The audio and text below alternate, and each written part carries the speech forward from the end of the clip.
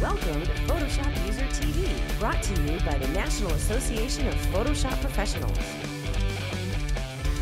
And now, here are your hosts, the Photoshop guys.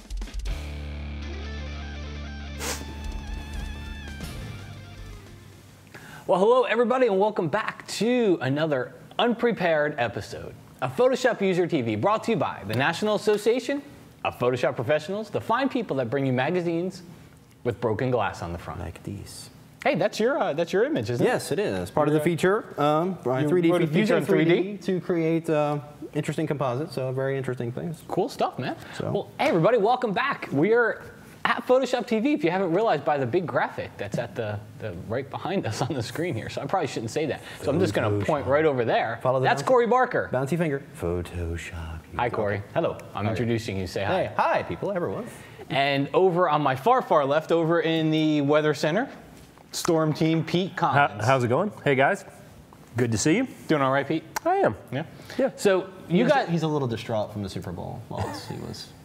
Yeah, I'm crushed. Dude, I heard you bet like $4 grand on that. I did, too. I did. Seriously? I really thought the Redskins were going to win. Well, it's obvious with all those posters of Tom Brady in his office. The man's a bit of a fan, you know? Yeah.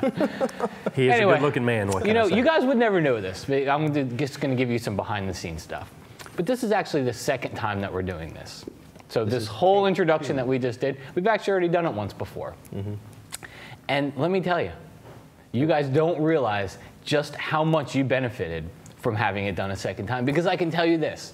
I can tell you that words like Uranus were used in the first introduction. The word erection. In a planetary sense, of course. Surrection used. Yeah. Were used. Surrection, sorry. Was used in the first in the first take of this whole thing. We had an entire portion of the first show, or the first take of our show, dedicated to our jib operator Juan over here. Can we get a quick shot of Juan? Get a quick hello. So from just to make sure that Juan still gets his camera some time love for the day. Because if Juan doesn't get his camera time for the day, forget it. The jib starts shaking. Shake the jib, Juan. Show them what happens if you don't get your camera time for the day. The show starts. There you go. See, so Juan's got to get anyway. We already did do this introduction once, but yes. I promise you, it was much worse before.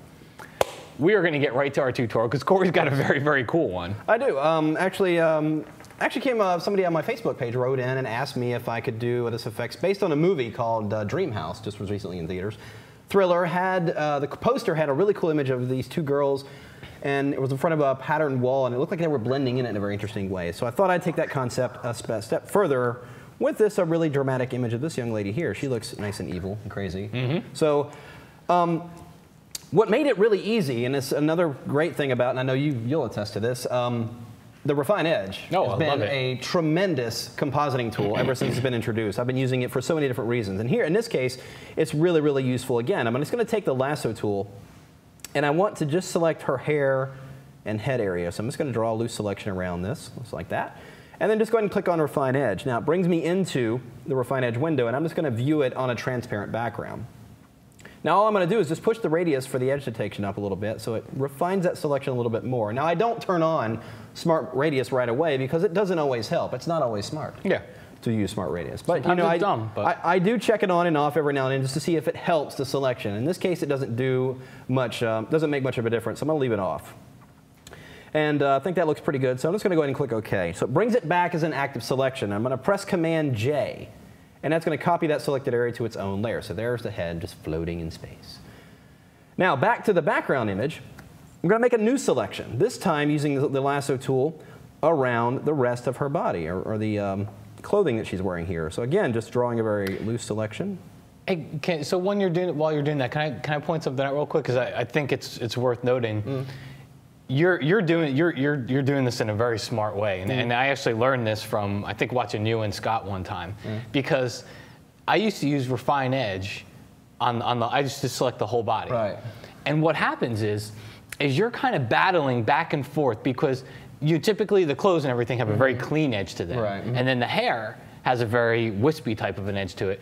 And you're battling the controls back and forth, trying to keep the clean edge, trying to keep the wispy hairs and everything like that, when who cares about the edge of the? I mean, that's the easiest part to select. Absolutely, yeah. You can select that in a heartbeat. Everybody really cares about the hair, so the way you did it, I think that's a great tip just by itself. Yeah, I mean, separating those elements because they're going to stay the same anyway. Exactly. All we really care about is the hair, and you select that first and by itself. So I think that's a good tip. Sorry. Very, very. No, I love it. I love it. So again, with my selection, I'm going to go to Refine Edge. I am selected on the original layer. I'm not on the the extracted head layer. Again, pushing the Smart Radius up a little bit, so it just gives me a little bit more tighter edge on there. Now, because I'm going to be compositing this against a background, I'm not too worried about really, really clean edge selections here. So as good as it's going to be, that's fine with me. And again, Command-J puts it on its own layer. So I've got the two elements now extracted. So I already have my background image prepared with a pattern. So let's go ahead and take these two layers from this image, drag them over. Again, holding the Shift key down as you drag will drop it in the center of the layout. There we go. And even that's kind of cool looking already. So I'm just going to scale it down. Again, I'm scaling both layers. So I'm just holding down Shift and Option so it scales it proportionately here. We'll put it right about there. Now, again, I still got my elements separate, and that's good because I want to composite them differently. I'm going to turn off this head for a moment and concentrate on the lower area. I'm actually going to desaturate the layer by pressing Shift-Command-U. And then I'm going to change the blend mode to multiply. Now, I'm going to go ahead and use levels to boost the contrast of this to make those shadows a little bit darker so that detail just comes out a little bit more, about like that. So you can see that's kind of defining that area a little bit. There we go. Now, here's the cool part. What I want is to have this kind of... It looks pretty cool already. Have it kind of emerging from that background. So I'm going to add a new layer and fill it with 50% gray. And then change that blend mode to hard light. So now I'm going to use... Actually, no, it's not hard light. I discovered that linear light works better for this. And then I'm going to use dodging and burning. So I'm going to go first grab the dodge tool. So range set to midtones, exposure around 25, and then just go in here and just paint small areas that kind of trail off, so it looks like these highlights are just kind of emerging and giving that area a little bit more depth. So yeah, because multiply darkened the dark parts, but it didn't do anything with the highlights. Exactly. So that, yeah, the original highlights just kind of disappear, which is fine now, because I'm just going to paint these in and have them trailing off a little bit. So it really looks like it's emerging out of that background. So again, I could play with this a little bit more and get some more fine detail, but I think it's looking pretty good, and I think you really get a good idea. Dude, that's very cool. So back to the head, reactivate that. Let's go ahead and clean up the edges here. I'm actually going to do a selection of it, just Command-click, and then just do a select inverse, and hit delete a couple of times. Cleans up that edge just a little bit more. Let's go and do a quick matting. This is another feature a lot of people tend to forget about these matting features. Let's do a defringe and do it about 3 pixels. And then let's do a drop shadow. Simple layer style, just do a drop shadow, have that come down here. And that looks pretty good. Now, edge is a little sharp down here, so I don't really want that. So let's put a layer mask on that and just take a little bit of a gradient and just kind of do... Oh, yeah. And that will clean up that bottom edge a little bit. So it really looks like she's sticking her head out. Now, the little too bright on top there, so let's do this. Let's just bring levels down just to make it a little bit more dramatic. Perhaps even desaturate it just a little bit more. Give it kind of that overall kind of creepiness about it and everything. So, and that's pretty much it. Now, one last thing to add is on that background texture, that pattern, I'm going to add a simple gradient overlay layer style. And I'm going to change Dude, that even looks kind of cool. Yeah. And then simply change it to radial. Reverse it, and then change it to soft light, because as it appears as the image has got some light coming above her, so I'll just interactively move that gradient higher up. Dude, you got like a treasure trove of tips within your tutorial. So now we're getting that really dramatic light. Now there's some area of the background here of the original image that could certainly use staying getting cleaned up, but that pretty much is it. In fact, I'll show you the original composite. I was just going to say, well, you're still there real quick. Yeah. Can you go back up to the head layer? Yeah.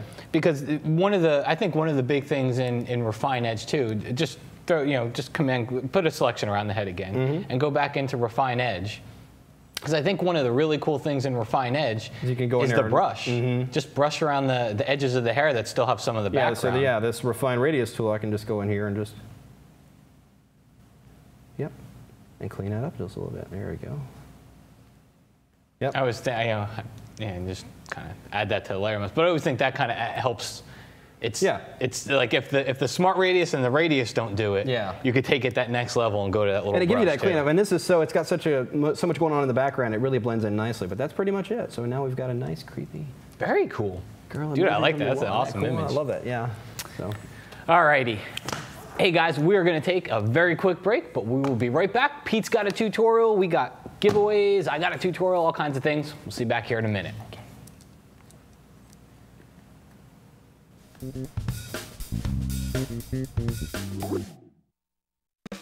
Hey guys, Tom Bow here. We're at Copper Mountain in Colorado. We're working on a new class on adventure sports. We're going to look at a lot of different things in this class. Everything from high-speed sync fill flash to working in portraits in a ski area environment. We'll look at gear concerns, what kind of pack to carry, how do you work on and off a lift. There's a lot of logistics that go into shooting skiing. We'll talk about getting that classic powder shot. We're also going to do one of the most classic things for ski photography, and that's seaming together a whole sequence of moves. It's absolutely fantastic. It's going to be wild. Should be a great class.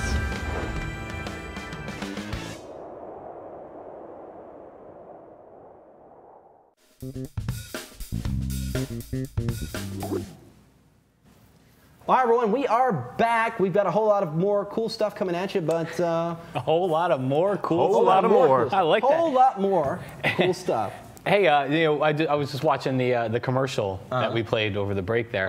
It was about Tom Bowles' Kelby Training Adventure Sports Photography class, and it just so happens that one of our giveaways today is a book from Tom Bowl. Yes. Tom, if you've never seen Tom teach or train or write or anything like that, you owe it to yourself if you're into any type of adventure sports to check out Tom's. And he does some extreme stuff. He's such a gifted teacher too, and I've really seen him in great. front of a class, and he's just such a great guy. So awesome. Make sure you check that out. Also, Photoshop World coming up. So if you're going to be in Washington, D.C. at the end of March, make sure you go to PhotoshopWorld.com and check out the show. You can, a couple of things. You can sign up for a full conference pass.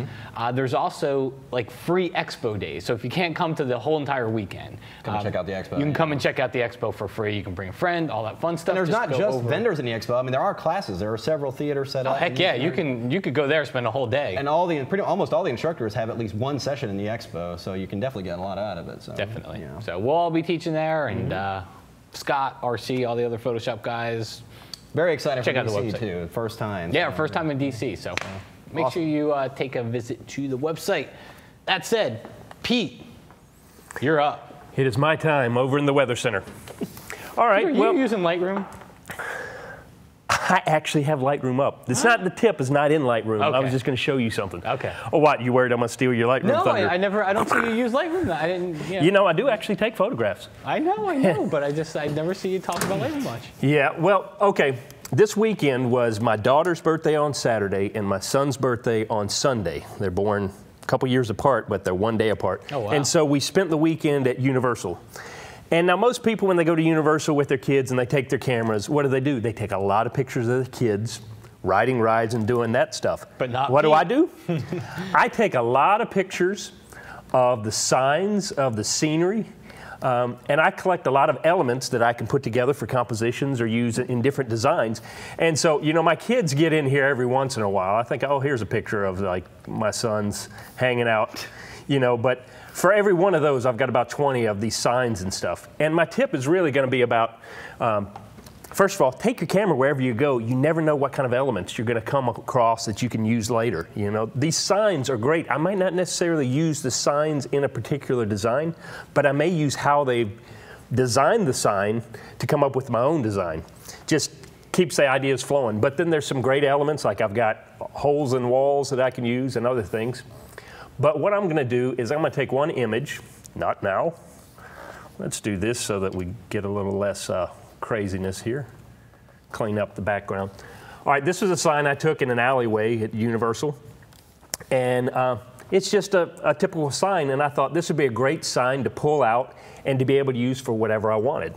So the first thing I do is I'm going to have to straighten up the sign, so I took and made a simple selection around the sign, and then using my distort tool and my guides with my ruler, I was able to just pull it and straighten it all up. I won't show you how to do that because that's not the tip.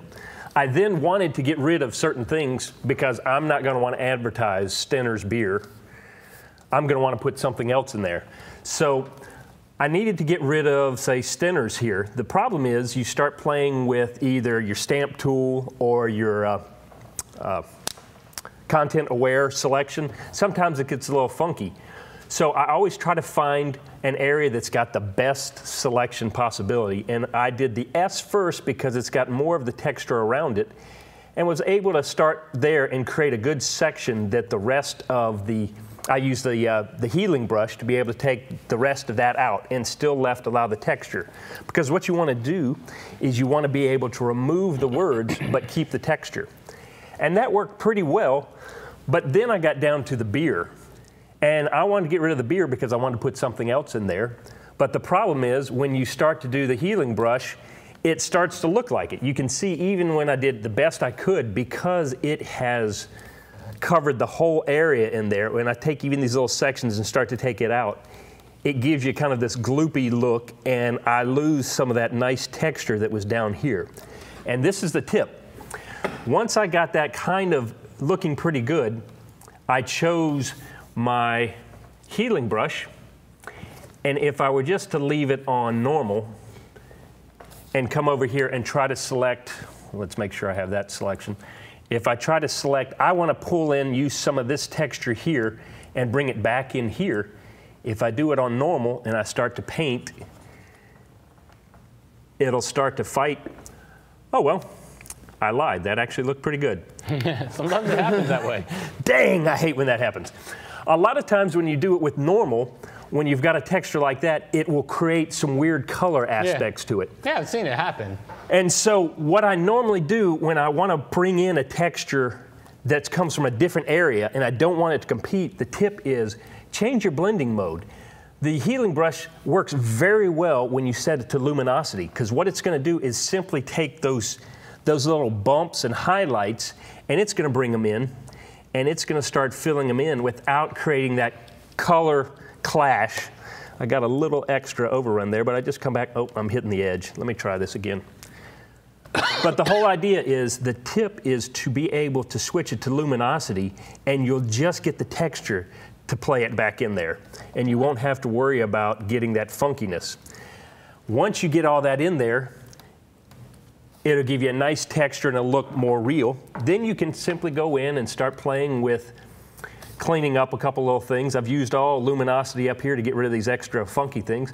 And you can go in and you can add your own text. It becomes Collins Billiards. And I decided to add this for my folks over at the NAP website in the forums. We've been talking about a lot of things over there, and they will appreciate this. Instead of beer, it's billiards and nuts. And that's my tip for today. If you're having trouble with the healing brush, go ahead and try using the luminosity as your blending mode, and a lot of times you'll be able to create that texture without getting the color shift. Billiards and nuts. Well, you got beer and nuts, so, you know, beer and nuts. The kind of healing Pete needs. I need a lot of come healing. from a brush. Where was I the other week? I was somewhere where somebody called it the Jesus brush. Well, that's, you know why? Because Ross calls it that. Well, you know why? Because I remember this. This was about 4 years ago at Photoshop World. Scott said, I don't know why they've given the healing brush the shortcut key J. And there was a lady in the audience said, jump up for Jesus. It's the healing brush. That's funny. And from there, that's how I always remember the shortcut. That's cool. So jump up for actually, Jesus. I never thought of it, but that's probably how I will remember it now. Be healed. All right, so I'm going to. I got a tutorial here where I'm going to take. I'm going to take kind of an idea that I did in my Photoshop compositing book. The idea is it revolves around a professional composite. So I chose a doctor's office as an example because trying to get all the doctors in a doctor's office and all the nurses all in one place at the same time, it can be very, very difficult. And then this could be an office building or anything like that too. So that was kind of the idea here. A couple of things just about the image here. So the first thing, if you look at the background, I always get a lot of people ask what comes first, the background or the actual the people. Right. In this case, I kind of knew the background that was going to be used here. So when I took the actual portraits, I knew that there was light coming over from this side. So if you look at the portraits, the way that I lit them, you can see that each one of them has that light over on the right-hand side. Which is important to know. You need to know either the lighting of your subject or the lighting of your background too. So Now, sometimes you don't know. Yeah. You know, sometimes the background comes later. If that happens, then just when you're lighting this, just give yourself a couple options. Put the light on the right side, put the light on the left side, put the light behind neither of them, and then maybe do one with lights behind both of them. So that way you have some different options, which is actually how I shot this. This is just the one that I ended up using. And not to say that with generic backgrounds like that, you could flip it and nobody would be the wiser. Yeah. You know? All right. So, well, yeah, almost. I guess if they weren't wearing anything. Well, no, he was saying flip the background. Oh, the background. Yeah. So background. You know what? That's actually not a bad idea. You know, because I was sitting here thinking, yeah, you could probably flip the people, but the writing on the thing. No, I mean, and I didn't even think about flipping the background. Yeah, unless there's signs that has text or something like Right. that, and then you can easily flip a background. Nobody would know. Yeah. So. All right. So step one. Step one is to make the selection. So I always start off here. I always grab the quick selection tool. And in a case like this, we don't have any too crazy of a selection to make. So grab the quick selection tool and just make a quick selection. Quick selection. Right. They should call it that. They should call it that. All right, and then I'll come over here to Refine Edge. One One of the other tips that I always use for Refine Edge is I'll change the background, whether it's black or white, depending on where I think I'm going to put the final image. Okay, if I'm going to put the final image on something dark, I'm probably not going to use a white background to make my selection from, just because I can't get a good portrayal of what it's really going to look like. If it's going to go on something black, then I'll switch it over there. So I know I'm going to put it on a white background, so we're going to leave it there. And then like Corey, I kind of just crank up this radius slider here just to kind of see what we get with it. And then I'll try Smart Radius just to see if that helps any. I think it does a pretty good job. And then we have some hair up here, so I'll just kind of paint over just to make sure I get any little edges that I might have missed. The first time we did lose some of his ear over here. We're going to take care of that. It makes you wonder how we got through. I don't know how we got by without using quick selection or Refine Edge. A lot more work. Oh man, it was a lot more work. I told somebody, they asked me about the composite book. I don't even know that I would have tried to write that book. I know. I remember you telling me that before CS5, because the whole book would have been about selection. It would have been a 700-page book on selections alone. Yeah. All right, so we got Dr. Love over here. We're going to just change this. We're going to output this to a layer mask. Click OK. And so there's our image. And if you have to go in and clean anything up, you can, of course, do all that. So now we basically have this all on a layer. We're ready to start moving these over. So I'm not going to do each one, the two nurses. The whole process works exactly the same. But what you do is you take your Move tool and just click and drag them and just drop them over onto the background. Okay? Go get the nurse here, click and drag, drop her over, and then go get the doctor, and I will click and drag and put him over. And then of course you have to kind of get the stacking order because I want him to be in front of both of them. They're obviously they're way too big. So we'll click on one layer, shift click on the other, press Command or Control T, and I'm just going to reduce the size. It's a good idea to scale them all at the same time. This way. All right, so we'll kind of get them right about there. That's looking pretty good. I'm going to spread them out a little bit. We'll kind of get her out from way behind him. And then we'll move her over to the right. Yeah, you need to make some noises while you do that. Okay, so now we kind of got them in place here. It helps when you're taking these pictures, just kind of an in-camera thing, if you will. It helps when you're taking these pictures if you have your camera on a tripod. Sure. You have them stand in the same place because then relatively, their heights are all going to be kept in check there. And plus, the lighting will all be consistent. Yeah, exactly. So you can see here, we got our light coming in from the right side, and it's kind of all consistent there. The last thing that I would do to kind of bring this one home is I'll double click on the layer with the doctor because he's in front of both of them. Okay, so they're kind of right behind him. He's going to cast a shadow. What I would do here is double click on that layer. I'd go to drop shadow. Okay, and I'd bring my drop shadow straight from the top here and just increase the size. Okay, maybe the spread just a little bit. All right, so now take a look at the before and after. That's before, and that's after. So now he's kind of casting a shadow onto them from, and it's really kind of behind his arms. Forward a little bit more. Yeah, and the only problem we have here, I'm going to click OK. The only problem we have here is he's got a glow around the top of him. So you come over here, you right-click on that little FX icon, and you just choose Create Layer, and it turns the layer style into a layer. So it's not actually an editable layer style anymore, but now it's a regular layer, which I can add a layer mask to, come over here, take my black brush, and just erase, basically mask away that glow from anywhere else. And of course, you can reduce the opacity if you need to, but it's all on its own layer. So you can come in there and you can start to tweak that shadow. You can even press Command or Control J. You can make it a little bit more intense, which I don't think we want to do here, but that's it's a pretty simple kind of an idea for a composite. And the backgrounds, if you look at like a background like this, it's just a professional building. Yeah.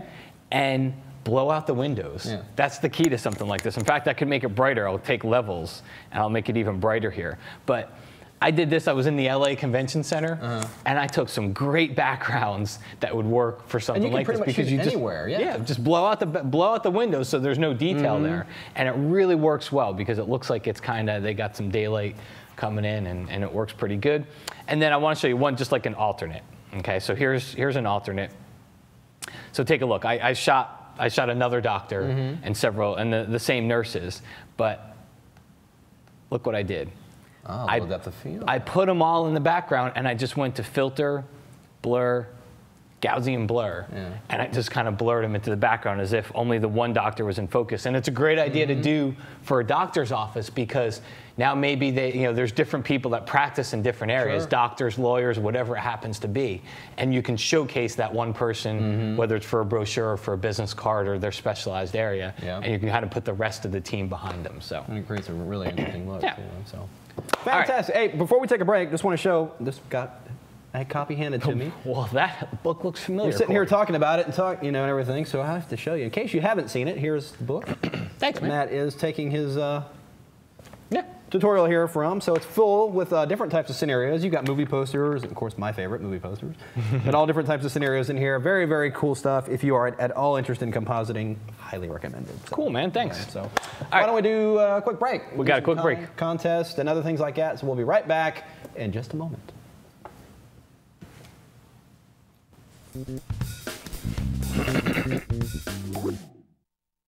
Hey everybody, this is Sil Arena, and I am proud to say that I'm a Canonista. If you shoot Canon and you're looking to learn how to use Canon speedlights, I want you to check out my classes on kelbytraining.com. I'll show you what the buttons and dials do. How do you take your speedlight off camera, and why should you? What are modifiers? What modifiers would you use if you were a novice? What do you do with an umbrella aside from protect yourself from the rain? What's ETTL? Why should you shoot in manual? What's a master and what's a slave? How do you get them to talk to each other? What the heck is high-speed sync? A lot of people have said Canon speedlights don't do the job that other speedlights will do. I'm sure after watching my courses, you'll completely disagree.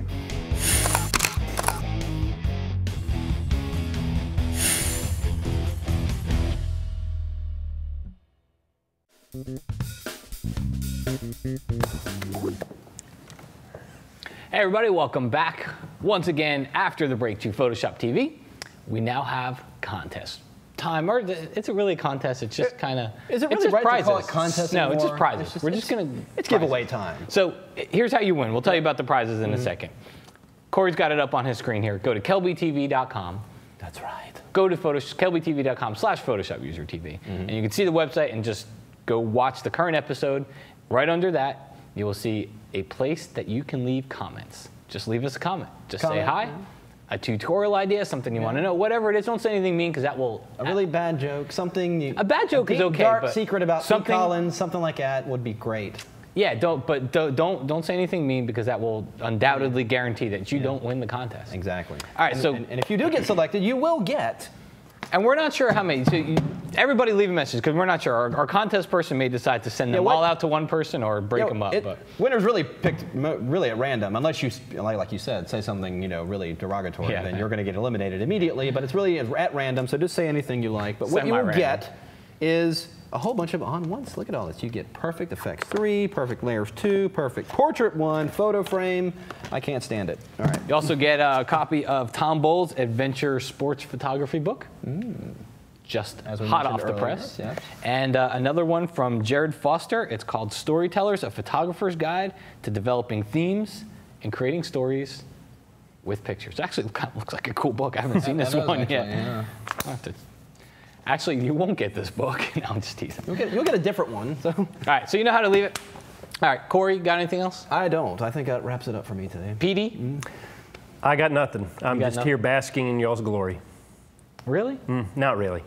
No. That's it. That's it. That's what Pete does. No, we bask in. Pete's our cheerleader, and you can see why. All right. Hey, guys, thank you so much for sticking with us here. Thanks so much to our sponsors that make Photoshop User TV possible, the NAPP, as well as MPix and B&H Photo and all those, on-one software, Peach Pit Press, all those other. Not to mention where people can find us. We're all on Facebook, Google+, check us out. Let's go search our name. We got Facebook, Google+, Twitter pages. So we're not hard to find. We're all our first name, G+.com, aren't we? Yep. I think if you Google it, you should find us pretty easy. But that's where we get a lot of ideas too. So Corey mentioned he got his idea from Facebook, so it's a great place to keep in touch. It was a fan that wrote in and asked, says, "Hey, can you show us how to do this effect?" I'm like, "Certainly." So it's that easy. So just send your stuff in, and we'll try and see if make it on the show. So cool. All right. Guys, we hope to see you at Photoshop World coming up at the end of March. Happy Valentine's Day, because I think that's when this show gets released. So happy Valentine's Day, Corey. Thank you. Give me a hug. Thank you. Oh, we need snowy. Snowy. All right, we're gonna end the show. Take care, guys. We'll see you next week. Bye-bye.